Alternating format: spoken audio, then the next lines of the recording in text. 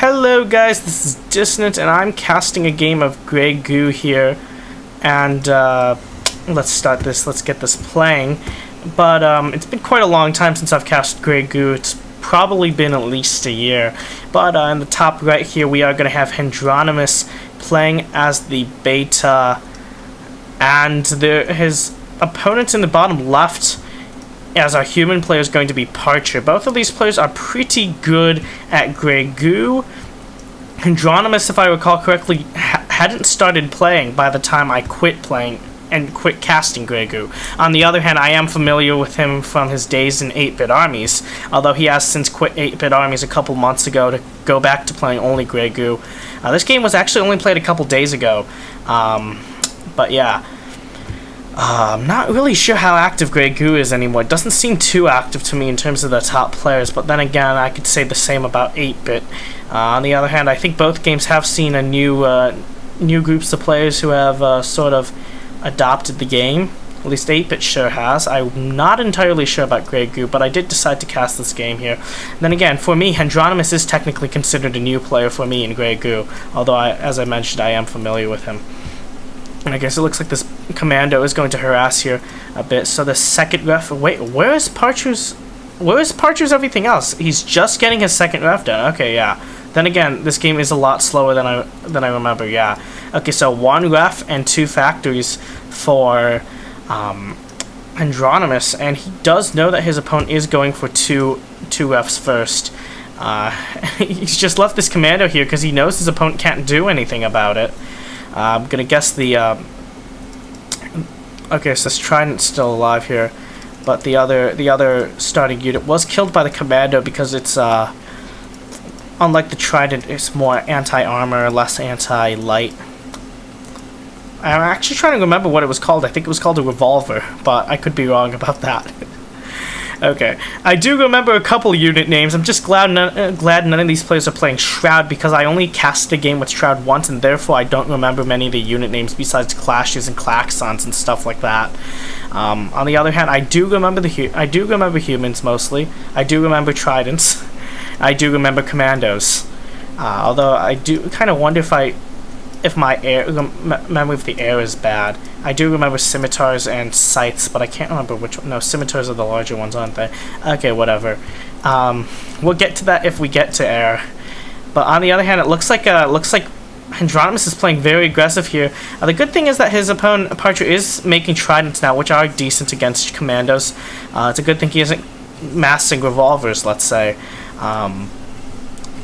I'm really unsure what those units are called. I think they were called revolvers. What is this Trident doing? That leaving its brother to die alone there. Not good, not good.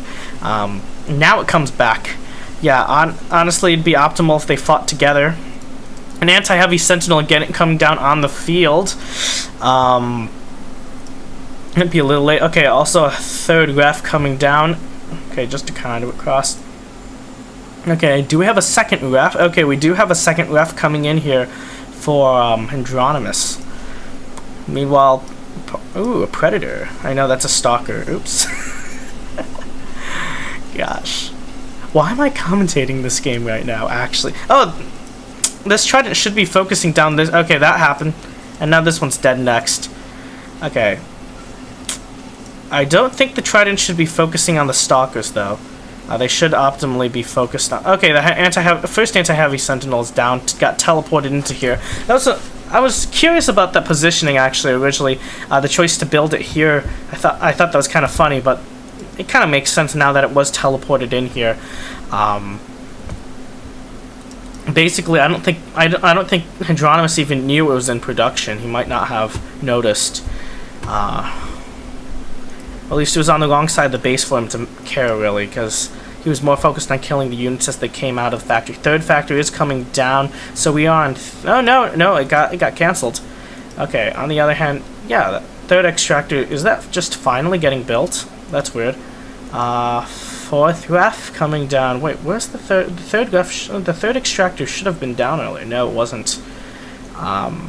Okay, so looks like we have a. On the other hand, looks like we do have a third ref and a 4th ref coming down for Hendronimus. So despite the fact that Hendronimus started with less eco, he was definitely a lot more aggro in his build. He is now starting to catch up in terms of refs, although it looks like a 5th ref is now coming down for Parture. That's interesting. Okay, let's see what else is going down here. Okay, another ref, 5th ref, also coming down for Hendronimus. So both players are going heavy on the eco right now, calming down a bit from the hectic early game. Although, I mean, compared to most RTSs, you could barely call that hectic. That was pretty, like, this is a pretty slow game. I think that's what got the game killed, really. What a lot of the main complaints from what I was reading was that it was just too slow. And if you compare it to like 8-bit, for example, 8-bit is a much simpler game, and it runs pretty much on the same engine. You can see a lot of similarities between 8-bit and Grey Goo, except for 8-bit is a lot more simplified. But then you're like, how come Grey Goo is less successful? In my opinion, I'd say it's been less successful in terms of fostering a PvP player base. And the reasons why is because, one, Grey Goo's really expensive. Well, that's partially because Petroglyphic Greybox spent a ridiculous amount of money working on it. Look at these graphics. And then 2, Grey Goo's just really slow. It's just really slow. Yeah, okay. So it looks like 6th ref down here. Also have a 6th ref down here. Could this be? Nope. Yeah, both players are on 6 refs right now, it seems. Oh, look at all these factors about to complete in a couple seconds. And yeah, it looks like Hendronimus is he's going to start his larger scale army production now. That's interesting. All these are small hubs, not doing any medium hubs or large factories, just normal factories and small hubs. So that looks like he definitely wants to end this game early. He doesn't have any grand schemes for tech, it seems. He just wants to pump out these units. He just wants to pump out his T1 stalkers and commandos. On the other hand, quite a few tridents here, but only 4 factors. Looks like there are 2 Gladi being produced now from these 2 factors. Common tank attachment shared there. So yeah, versus stalkers though, they might run into some trouble because just the sheer volume of stalkers here, along with the fact that stalkers are decent against heavy armored units like the Gladi. Gladi, I think it's pronounced Gladi, not Gladi. Gladi. Plural of Gladius.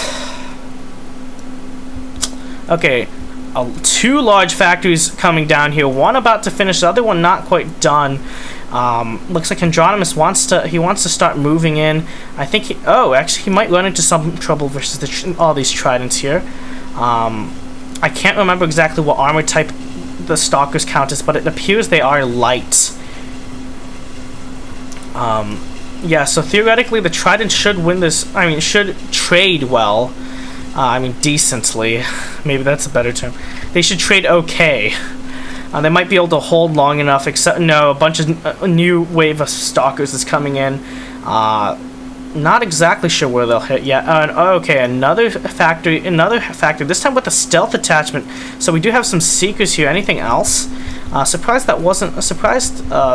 he didn't go for a different attachment, like a tank attachment, so he could start predator production, but instead he's opting for stealth. That's really interesting.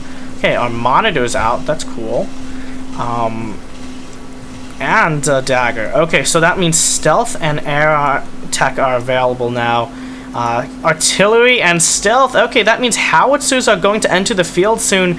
Oh gosh.